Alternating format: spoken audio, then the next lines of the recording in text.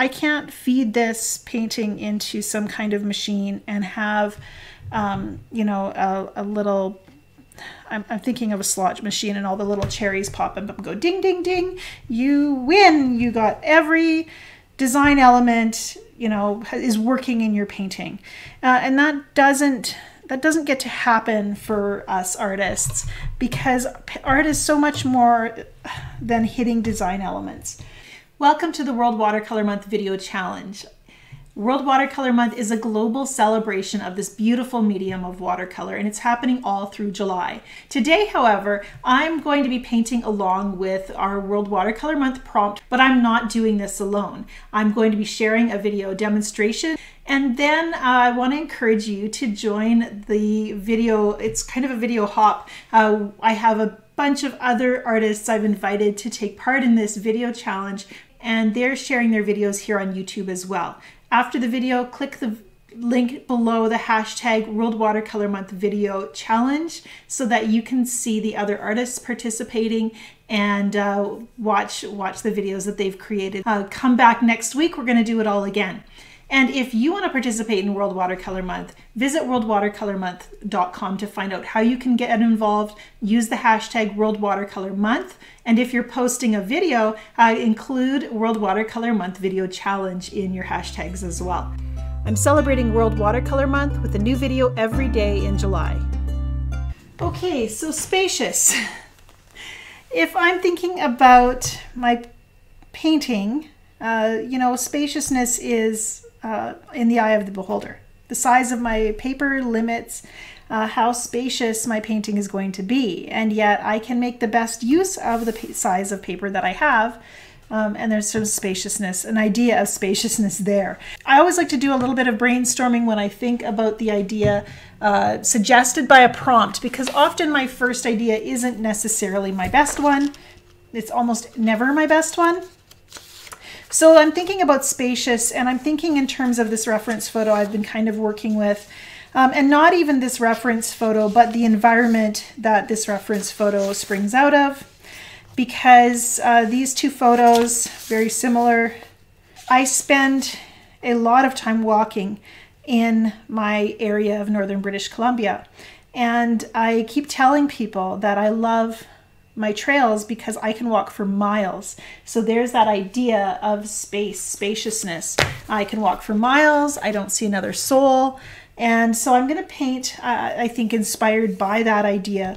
And because I use that trail and I walk for miles, I'm going to think specifically about a certain viewpoint that when I reach the top of the hill, I look across the landscape and there's a spaciousness there. I'm looking off into the distance, maybe just over here somewhere.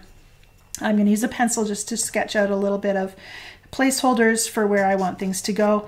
In that viewpoint, you know, we have the end of the trail, some trees beyond where we have some distance there, and then more trees kind of coming up, framing. What else have I got? I'm working from memory, so I'm going to be maybe a little bit clueless. So we're going to put a little bit of a line here to suggest the meadow and the trail. I'm holding the pencil. I'm almost not holding the pencil. I'm just keeping it so loose in my hands and just dragging it across the page. This is a painting created on the idea of space and spaciousness. In fact, I almost think my distant line should be higher so I can get even further away. What if I put my horizon line here, and that would make my scene even further. I can just soften this little pencil mark. I don't usually use a pencil when I sketch. I'm very direct, and yeah, I'm liking the idea of just being spacious with my practice. Also means doing things differently, not being stuck into the same way of doing things all the time. Spaciousness, let's use a big brush and get spacious with our movements as well. Love the idea of creating space in an art practice. We'll just place something that could be a sky up here. Not sure how clean this brush is. A big brush always takes a little more effort to clean. Look how fluid that is. That Cenarius blue is just kind of creeping across the page. I like that. let it move. As an artist, having an expansive practice has been one of my core values over the last few years. It's something that I think about a lot. And I think about it working with cool greens next, because having an expansive practice gives you room to grow. I often think cautionary tales about artists who weren't allowed to grow. They were pigeonholed into and often they pigeonhole themselves into some kind of expectation of what other people wanted. And in this lack of space, you know, they got kind of hemmed in and actually a little bit lost. And it's interesting to think that you could get lost while you're kind of limiting yourself and trying to fit within some kind of mold. But I really believe that kind of happens. And spaciousness in my art practice, and I usually use the word expansive, I want to have an expansive practice. It means that I give myself permission to do whatever I want. I give myself permission to try new things and to not try to meet anybody's expectations. In fact, I try not to even meet my own expectations. I'm always trying to challenge myself to think about stepping outside what I think I'm capable of, stepping beyond what I think I'm capable of, reaching further and deeper. And one way I do that is with this idea of keeping those loose pencil marks. That's a big permission giver, because when you have a lot of outlines on your page, for example, a lot of drawing that's happened. Oh, I like that violet. That's manganese purple, manganese violet from, I think it's from Schminke. And, but you know, when you start thinking that I can make this into a game, I can be playful, and I can do more than I think that I can do, that's where there's this really beautiful freedom that happens. And so I'm often trying to think of my creative practice really as a game, as a permission to get playful. And, you know, as much as I do art as a business, I make paintings that, you know, I'd like people to buy or I'd like people to learn from. But I also really spend a lot of time just making room for myself to grow. There's usually some little shrubs of kind of willows off to the side when I'm hiking. So I'm going to draw those right now. I like those shapes. As I'm drawing this, I'm thinking about the little birds that peep at me. They don't sing so much as just make peeping sounds from inside the safety of the thicket of willows. So we've got that little thicket there. Maybe we've got some more willows off in the distance here. We'll indicate those with some just little quick marks. And I think I like this kind of greenish yellow. So let's use more of that. Transparent green gold made by Schminke.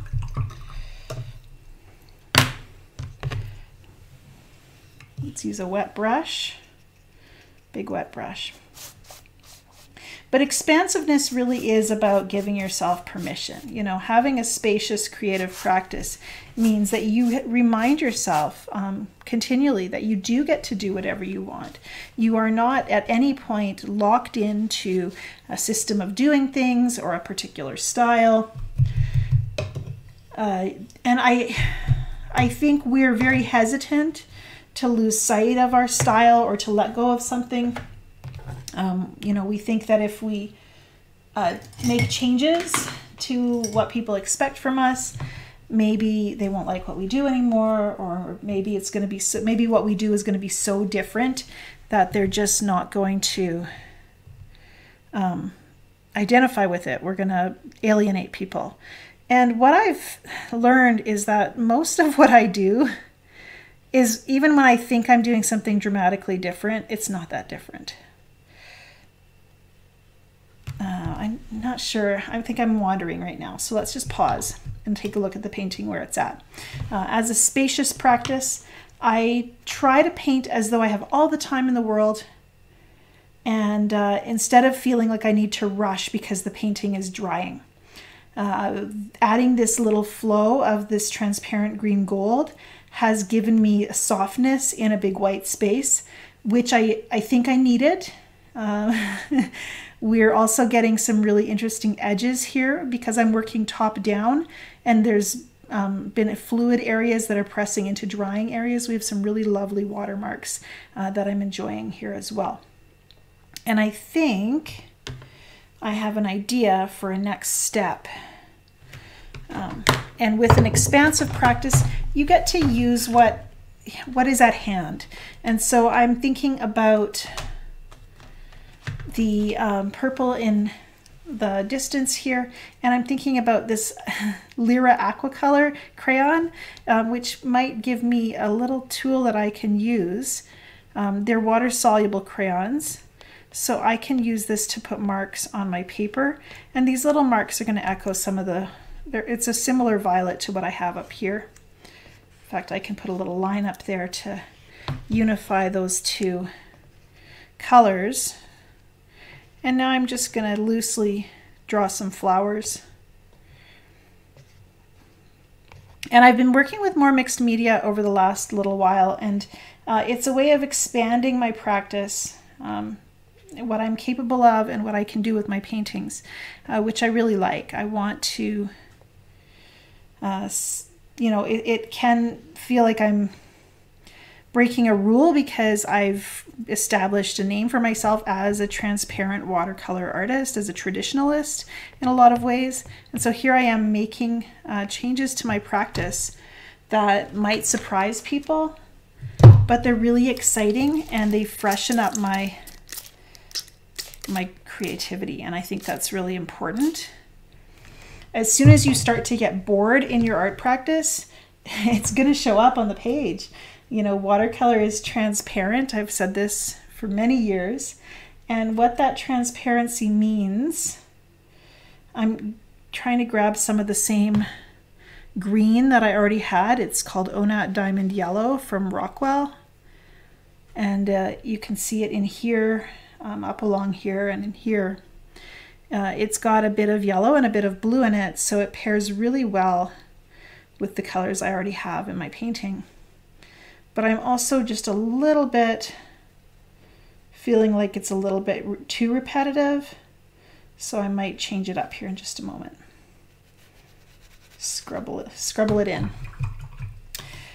So if I'm thinking about the way boredom hurts my creativity, then my spacious practice gets to be about trying new things, breaking some rules.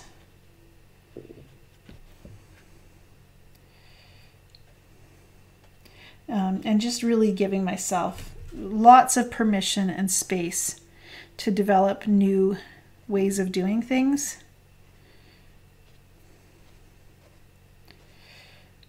I'm trying to decide if I like the little freckles of color or if I want a passage of color where I'm pressing a larger shape into the paper with the turquoise, like that. And then you can actually use a damp brush to kind of guide it, tickle it around.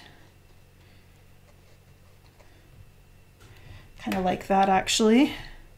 I think it pairs well with the little stuttery marks of the violet. I will link up the colors that I'm mentioning in this video into the description below the video, so you have a way to track down some of these resources. There are some really nice water-soluble crayons out there. I've been having super duper fun just trying them out. Oh, I'm liking this. This feels really fun. It's a little more distant mountain than my actual trails that I walk on. Kind of liking that though. Let's try doing something else with this. I'm looking at the tools I have nearby. I could bring my pencil back. Sometimes that sketching doesn't have to just be for the beginning of your painting process. There's actually there's a barbed wire fence. Let's suggest that that might be here. And there we go. It's not a very straight barbed wire fence. One thing that happens when you're starting to think about a landscape you might know really well is you start to get pedantic about it. Like I'm drawing the connections between the fence posts, and that's actually not a great idea. It makes this literalism is actually kind of out of place in the painting. So I'm gonna just challenge myself out of it by changing up the proportions of my fence posts a little bit. We'll stick another one over here and maybe one over here. But I notice myself doing that, where I start to think, oh, I'm painting this thing, this tree, this named item. And, you know, my painting is more spacious when I think, okay, this is a shape that I like. How do I do more of those shapes somewhere else? Here's a color that I like. Can I create some rhythm through the painting with that particular color? Here's a broken space that seems isolated and all by itself. How do I unify that with the rest of the painting? And so then my practice becomes much more about seeing this painting and working with what is happening on the paper. I'm glancing up into my computer screen right now, and it's really interesting because right here we've got a white kind of V shape on its side, and to me that looks more like a path than the original straight line that I wanted to put here. So I'm liking that a lot. Let's see if we can't emphasize it a little bit. Okay, I don't know if I needed that. Bring in the green. That's that Onat Diamond Yellow again, made by Rockwell. And it's right now the darkest thing in the painting. So as I start to manipulate the paint a little bit, I'll just maybe move it around or maybe blend it downwards a little bit. Dropped a big droplet of water into it. It's still dark on this edge, and I think that's okay. In fact, I think if I put that same amount of dark kind of elsewhere, then we see a line kind of moving across the page, and I think that works a little bit better. Maybe I'll soften it a little bit. And you know, the other thing I can do is in along here, my Cenarius Blue, let's combine that with the Onat Diamond Yellow. Maybe touch in a little bit of the Manganese Violet. Oh, that's a nice color. And we're gonna put a little shape in here as well for some distant trees. Smash it in. And then let's just tickle it around.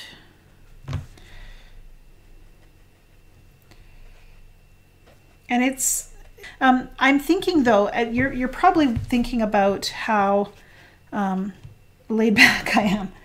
Maybe you're feeling a little more anxious when you're placing colors. And I just want to point out that I can't feed this painting into some kind of machine and have, you know, a little, I'm thinking of a slot machine and all the little cherries pop up and go ding, ding, ding. You win. You got every design element, you know, is working in your painting. And that doesn't get to happen for us artists, because art is so much more than hitting design elements. It's so much more than having just a strong composition. And we want to be careful because we talk a lot about composition, but it is not the be all and end all. I want a painting that has sings with the life of the artist, that shows who I am and what I care about, what it captivates and excites me, what interests me, and maybe the things I am attuned to and love to notice. And if I make the process of painting about this idea of being attuned and noticing, I'm mirroring the way I look at the world. And that's why I can make a painting that works. And I'm going to stop right now. I see a really beautiful similarity to something I painted about 6 months ago, and I want to show that to you. And then I think this little expansive painting where I'm expanding on the beautiful environment of the trails in my backyard. I think I'm going to be calling it almost done. I'm going to just let's draw a few more lines. And then I'll show you. This is bringing up so many vibes of a painting I did back in January, and a painting inspired by a totally different place. Trying to hold with a very loose grip. To me, that works better for helping me let the painting lead. Working expansively. I'm going to hide a few little green lines over here as well. This color that I picked is a similar green to the Onat Diamond Yellow. Don't forget, if you're painting along for World Watercolor Month, use the hashtag worldwatercolormonth.com when you post your work on social media. I would love to see it. If you're painting along with me, put your own voice on this painting. Think about what colors please you and what you want to be playful with, and just let those things kind of happen in your work. Okay, let's take a look. I'll see if I can find that other painting to show you. It just resonates. The two kind of talk to each other, I think. Okay, so I painted this in Tucson in January, and I'm just feeling the similarities between these two paintings. I think the placement of this element really is doing that for me. The little back and forth we have between these two shapes, and then we pull down. And often I notice this sort of thing when I'm painting.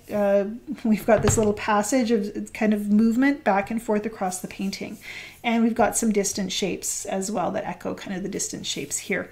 Different colors, mostly, different subject, completely different location. But, when you're painting, maybe we only have a limited number of stories to tell, I'm not sure. But, I draw upon the things that I know and the strategies I've used in the past, and that's not a bad thing. It makes a cohesive body of work. Even when I think I'm being expansive, I'm echoing things I've done in the past. I'm bringing new strategies in, new tools in. But, I'm still me. And so that if I'm looking for me to show up on the paper, it just does. That's the main thing, is my ability to get out of my own way. Just bringing in a little bit of manganese violet. This little pop of green was just too bright for me. But I really do like that idea of just kind of getting out of my own way. Yes, let's make the fence post purple.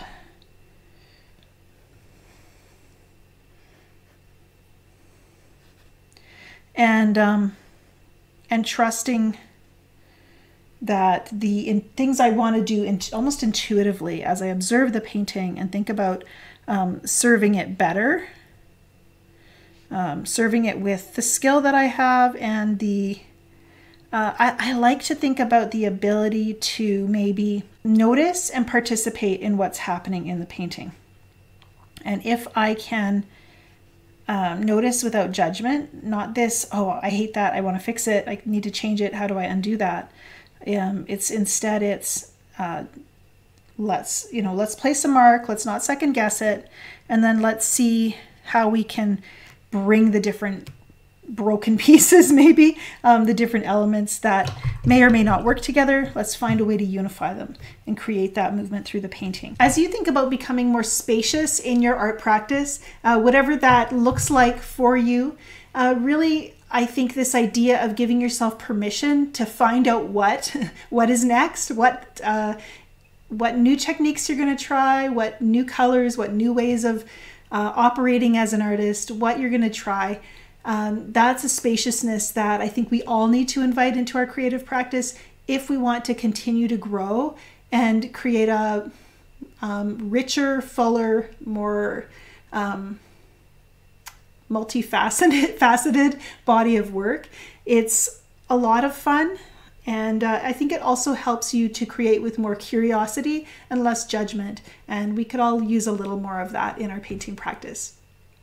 I am posting here on YouTube every single day in July in celebration of World Watercolor Month. Right now, I want to encourage you to check out the other participants in our World Watercolor Month video challenge. There's a link below. The hashtag World Watercolor Month video challenge will take you to all the videos posted with that hashtag, and everyone who's participating and has posted something with this prompt of spacious will have their art included in that listing. So go ahead and click the link in the description to find out more about the supplies I'm using, the World Watercolor Month video challenge, the World Watercolor Month, all the festivities around World Watercolor Month, and just so much more. The resources I've used today, I'm all about making sure you get all the info all the time. So thanks for watching. Leave a comment below if you felt this video was maybe informative to help you expand your own creative practice. I'd love to know that and hear your comments below. Thank you.